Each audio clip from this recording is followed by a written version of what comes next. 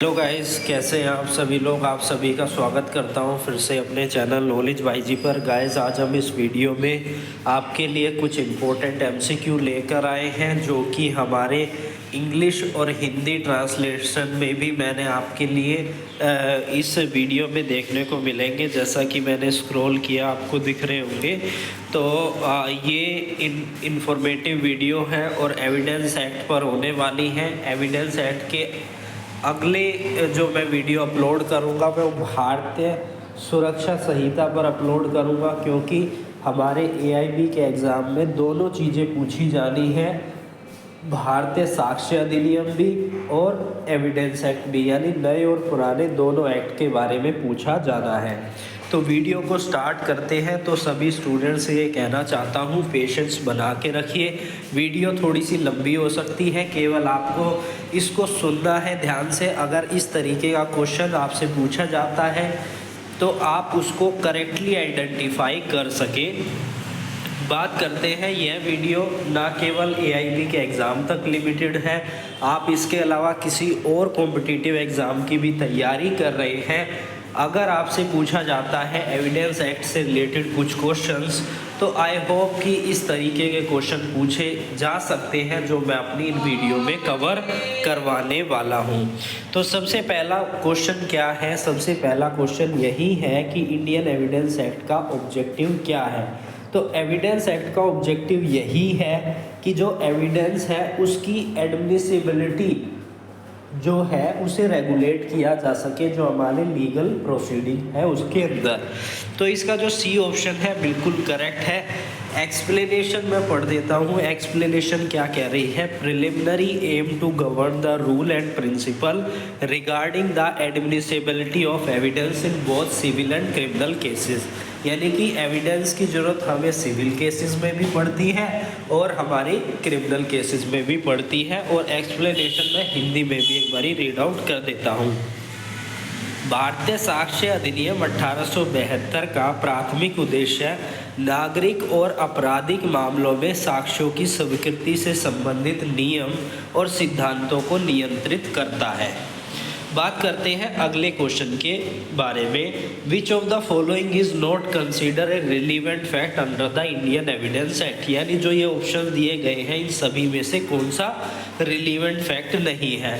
Fact in issue, fact that are not in disputed, fact that are the basis of the interference, fact that help in the determination of the issues.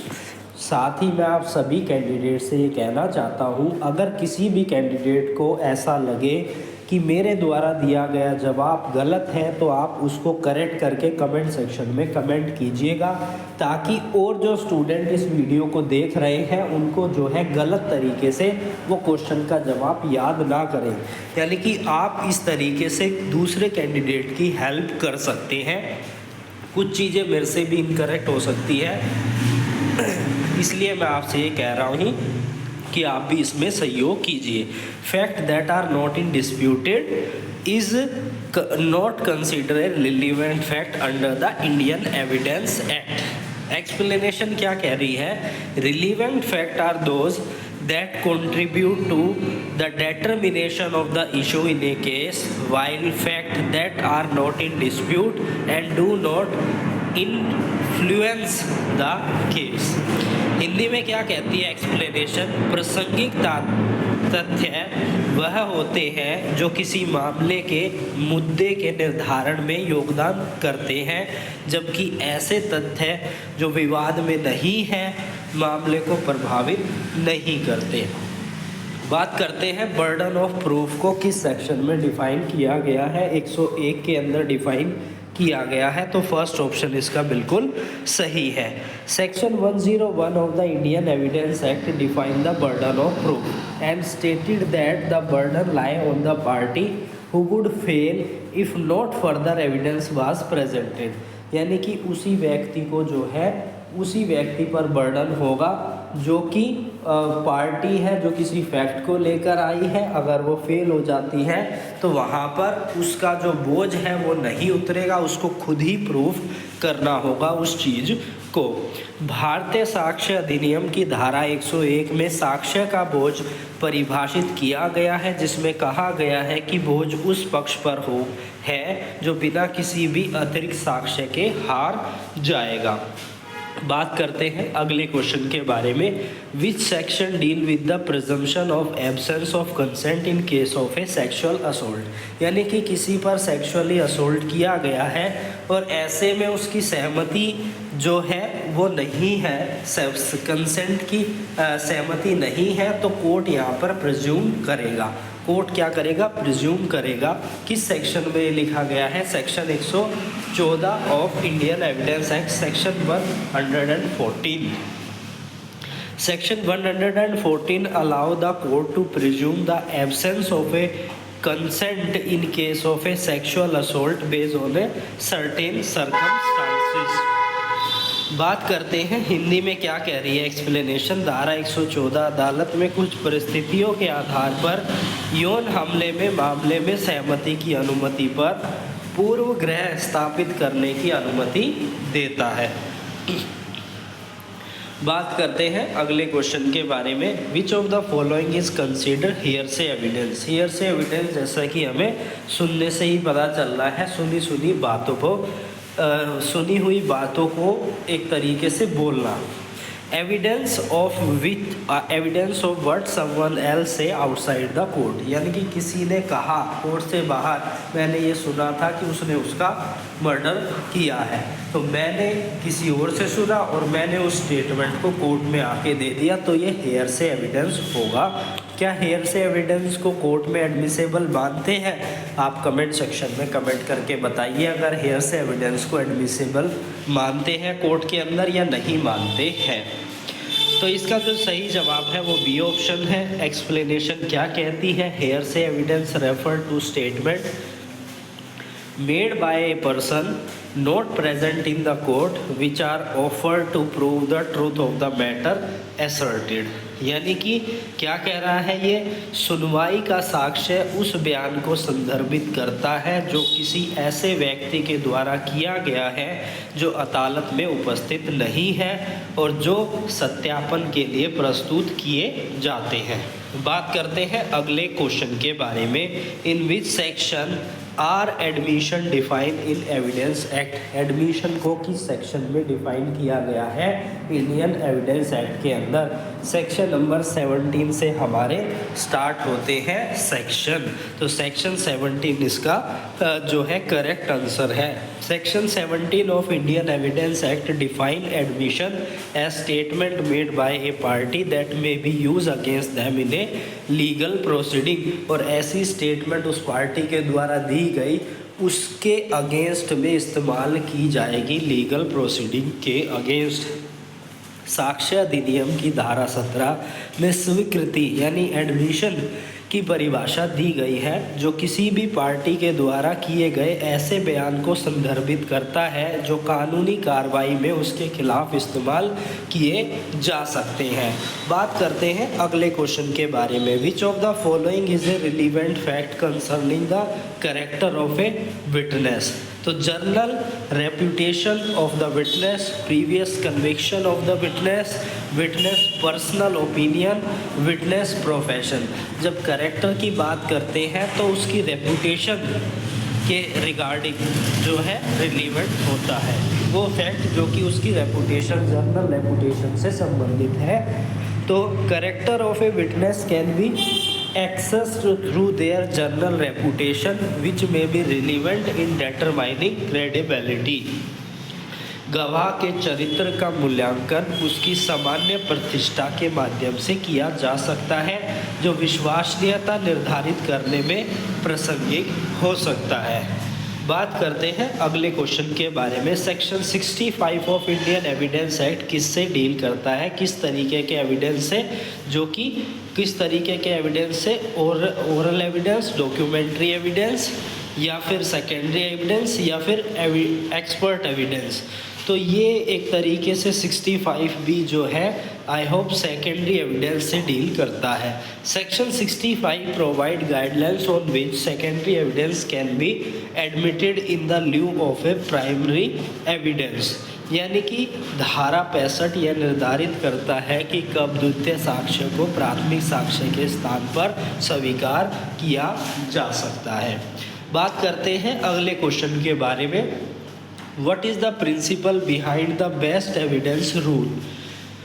Only oral evidence is admissible. Originally document must be presented. Witness must testify in person. Hearsay evidence is admissible.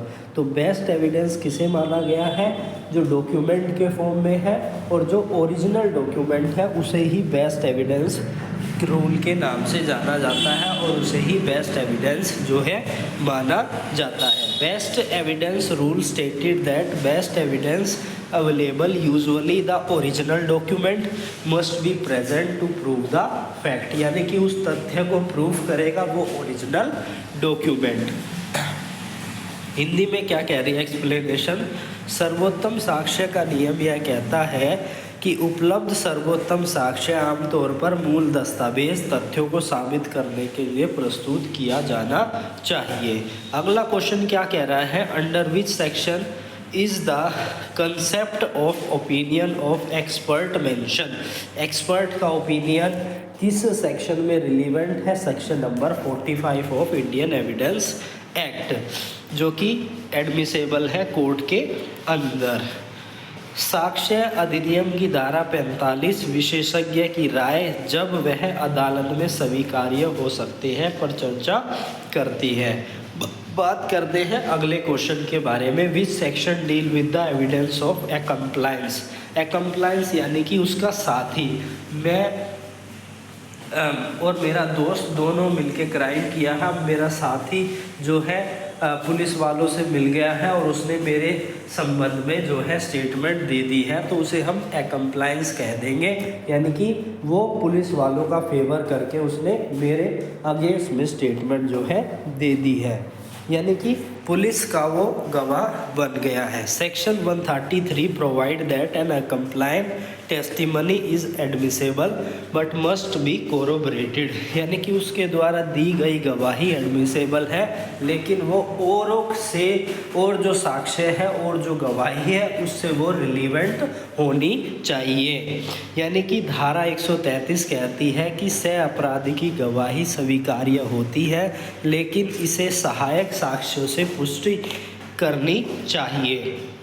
बात करते हैं अगले question के बारे में। In which case a doctrine of res gestae applicable? Hearsay cases में case involve in confession, case where statement are made during the event and case required expert opinion. तो C option इसका correct है। Doctrine of res gestae allow the statement made spontaneously during an event to be admissible an evidence, यानी कि क्या कह रही है ये? रेस गेस्टे का सिद्धांत घटनाओं के दौरान स्वाभाविक रूप से किए गए बयानों को साक्ष्य के रूप में स्वीकार करने की अनुमति देता है।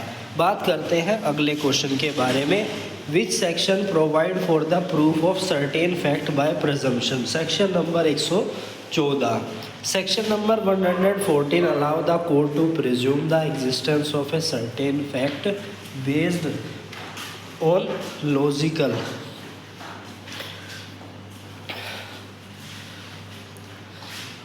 धारा 114 अदालत को कुछ तथ्यों को अस्तित्व का पुनर्ग्रहण स्थापित करने की अनुमति देता है जो प्रमाणित तथ्यों से तर्कित अनुमानों के आधार पर होता है। अगला क्वेश्चन है विच of the following is A not a type of A documentary evidence? Documentary evidence कौन सा नहीं है? जो ओरल एविडेंस है वो डॉक्यूमेंट्री एविडेंस नहीं होगा। एक्सप्लेनेशन क्या कहती है? एक्सप्लेनेशन क्या कहती है? Documentary evidence include physical document whereas oral statement are classify as an oral evidence, यानी कि दस्तावेजी साक्ष्य में भौतिक दस्तावेज शामिल होते हैं, जबकि मौखिक बयान में मौखिक साक्ष्यों के रूप में वर्गीकृत किया जाता है। अगला क्वेश्चन क्या कह रहा है? Under which section can the court exclude irrelevant evidence. Section 130 के अंदर इररिलेवेंट एविडेंस को कोर्ट जो है निकाल सकता है। Section 136 allow the court to determine the admissibility of evidence and thereby exclude irrelevant evidence. यानी कि धारा 136 अदालत को साक्ष्य की स्वीकार्यता निर्धारित करने की अनुमति देता है जिससे अप्रासंगिक साक्ष्यों को बाहर किया जा सकता है। अगला क्वेश्चन है section 61 of Indian evidence act किससे डील करता है? ओरल एविडेंस से, जो कि डायरेक्टेड है। Section 61 stated that the content of a document must be prove by the original document and by the preliminary evidence. बात करते हैं हिंदी में क्या एक्सप्लेनेशन है। धारा 61 कहती है कि दस्तावेजों की सामग्री को मूल दस्तावेज या प्राथमिक साक्ष्य के द्वारा प्रमाणित किया जाना चाहिए। अगला क्वेश्चन क्या है कि which of the following section is related to the examination of a witness. Examination of a witness किस में किया जाएगा? 135 के अंदर। किस में? 135 में नहीं, 137 के अंदर। Section 137 deal with the examination of witness included their examination in chief, cross examination and reexamination. धारा 137 गवाहों के परीक्षण से संबंधित है जिसमें उनके मुख्य परीक्षण, प्रति परीक्षा और पुण्य परीक्षा शामिल है। The exhaustionary rule preliminary apply to hearsay evidence. The exhaustionary rule preliminary apply to hearsay evidence and preventing statement made outside of the court from beginning admitted as an evidence. क्या कह रहा है? अपरवज्य नियम मुख्यतः सुनवाई के साक्ष्यों पर लागू होते हैं जो अदालत के बाहर किए गए बयानों को साक्ष्य के रूप में स्वीकार नहीं करता। कौन सा सेक्शन है जो बात करता है कन्फेशन की एडमिसिबिलिटी के बारे में? Section number 26। Section number 26 stated that confession made to the police officer are inadmissible unless made in the presence of a magistrate. इसी तरीके से जो भी स्टेटमेंट पुलिस जो लिखते हैं उसकी एडमिसिबिलिटी नहीं होती जब तक कि उसकी गवाही कोर्ट के अंदर नहीं हो जाती।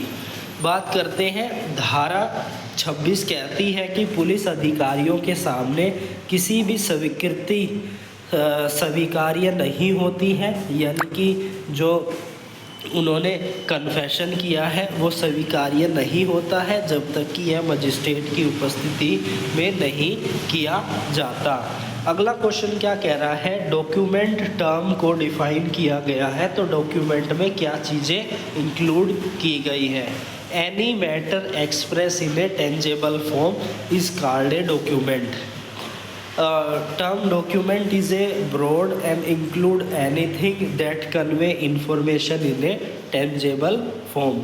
यानी कि दस्तावेज की परिभाषा व्यापक होती है और इसमें कोई भी ऐसा पदार्थ शामिल होता है जो ठोस रूप में जानकारी प्रेषित करता है। बात करते हैं अगले क्वेश्चन के बारे में। अगला क्वेश्चन क्या कहता है कि कौन सी सेक्शन है जो रिलेट करती है competency of a witness. Witness की कॉम्पिटेंसी से section number 118। Section number 118 discuss the competency of a witness stated that all person are competent to testify unless otherwise prove. यानी कि जितने भी गवाह गवाही देने के लिए आ रहे हैं उन्हें सक्षम समझा जाएगा। अगर दूसरी पार्टी ये कहती है ये सक्षम नहीं है उसको छोड़कर, अगर वो ऑब्जेक्शन क्रिएट करते हैं। धारा 118 गवाह की क्षमता पर चर्चा करती है और कहती है कि सभी व्यक्ति गवाही देने के लिए सक्षम होते हैं जब तक कि अन्यथा ना कहा जाए। फैक्ट इन इशू क्या होता है? तो फैक्ट जो डायरेक्टली इन डिस्प्यूट में होते हैं उन्हें हम फैक्ट इन इशू कहते हैं। Fact in issue refer to those fact that are directly related to a legal question being considering in a case. यानी कि मुद्दे के तथ्य उन तथ्यों को संदर्भित करता है जो किसी भी मामले में विचार किए जा रहे हैं और कानूनी प्रश्नों से सीधे संबंधित है। बात करते हैं अगले क्वेश्चन के बारे में। Which section provide for the mode of proof of document? Section number 64। Section number 64 stated that document must be prove by their original और by the secondary evidence if the original is unavailable. यानी कि पहले तो original ही माना जाएगा, अगर वो नहीं है तो सेकेंडरी एविडेंस उसका माना जाएगा। धारा 64 कहती है कि दस्तावेजों को उनके मूल द्वारा या फिर द्वितीय साक्ष्य द्वारा प्रमाणित किया जाना चाहिए यदि मूल अनुपलब्ध है, उपलब्ध नहीं है या अनुपलब्ध है। बात करते हैं अगले क्वेश्चन के बारे में। In which section can prior statement of a witness be use for a contradiction? Section number 139।